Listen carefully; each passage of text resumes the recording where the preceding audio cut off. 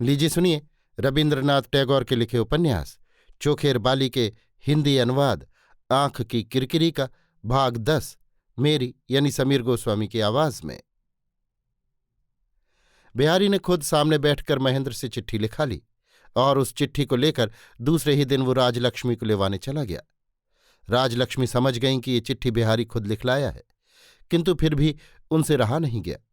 वे कलकत्ता चली आईं और उनके साथ विनोदनी भी आई। राजलक्ष्मी ने कलकत्ता आकर अपने घर की जो दुरवस्था देखी, चारों तरफ गंदा मैला कुचैला, सब कुछ उल्टा पुल्टा अव्यवस्थित, तो बहू के प्रति उनका मन और भी मानो वक्र हो उठा। किंतु बहू का ये कैसा परिवर्तन! वो तो छाया की तरह सास का अनुसरण कर रही है। बगैर कहे ही वो सास के हर काम में सहायता करने चली आती है। इससे कभी कभी सास चंचल होकर कहने लगती है, ठहरो ठहरो, तुमसे ना होगा। जिस काम को जानती नहीं उसमें क्यों फजूल हाथ डालती हो। अब तो राजलक्ष्मी को पक्का निश्चय हो गया कि अन्नपूर्णा के चले जाने से ही बहू के स्वभाव में इतना परिवर्तन हुआ है। और फिर वे सोचने लगी कि महेंद्र सोचेगा। चाची जब थी तब बहू को लेकर मैं बड़े आराम से था, अब माँ के आते ही मेरा विरह दुख शुरू हो गया। इससे तो यही साबित होगा कि अन्नपूर्णा उसकी हितैषिणी थी और माँ उसके सुख में अंतराय है। उन्होंने मन ही मन कहा, इससे मुझे क्या। आजकल दिन में अगर कभी महेंद्र आशा को बुलवाता है तो आशा आने में संकोच करती है, किंतु राजलक्ष्मी डांट कर कहती है, महेंद्र बुला रहा है, कान से सुनाई नहीं देता क्या? ज्यादा लाड़ प्यार से यही तो होता है। जाओ साग तरकारी पीछे बनाती रहना।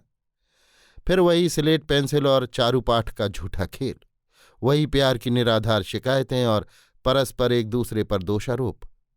दोनों में से किसके प्रेम का वजन भारी है, इस पर बिना युक्ति के जोर का तर्क वितर्क।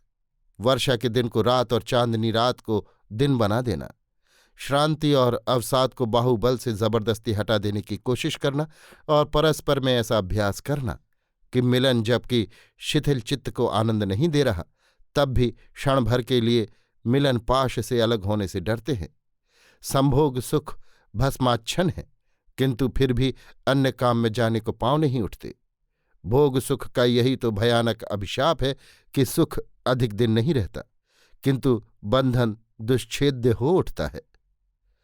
ऐसी स्थिति में एक दिन विनोदनी आकर आशा के गले से लिपट गई और बोली, बहन तुम्हारा सुहाग बना रहे, पर मैं दुखिया हूं तो क्या मेरी तरफ तुम्हें एक बार आंख उठाकर देखना भी नहीं चाहिए?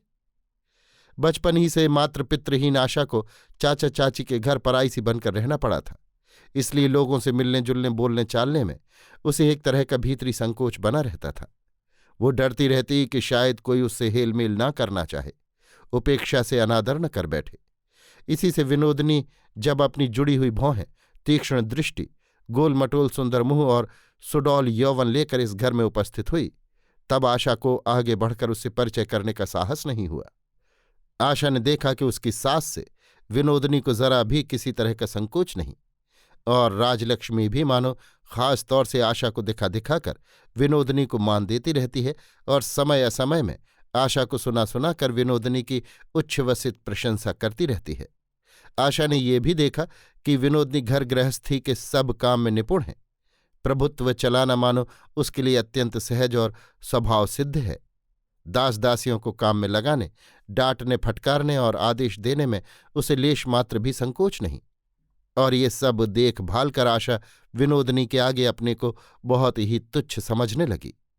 उसकी सर्वगुण संपन्ना विनोदनी ने जब स्वयं आगे आकर आशा से प्रेम की प्रार्थना की, तब संकोच की बाधा से टकराकर ही उस बालिका का आनंद चौगना होकर उछल पड़ा और उसी क्षण जादूगर के जादू के पेड़ की तरह उन दोनों का प्रणय बीज एक ही दिन में अंकुरित, पल्लवित और पुष्पित हो उठा।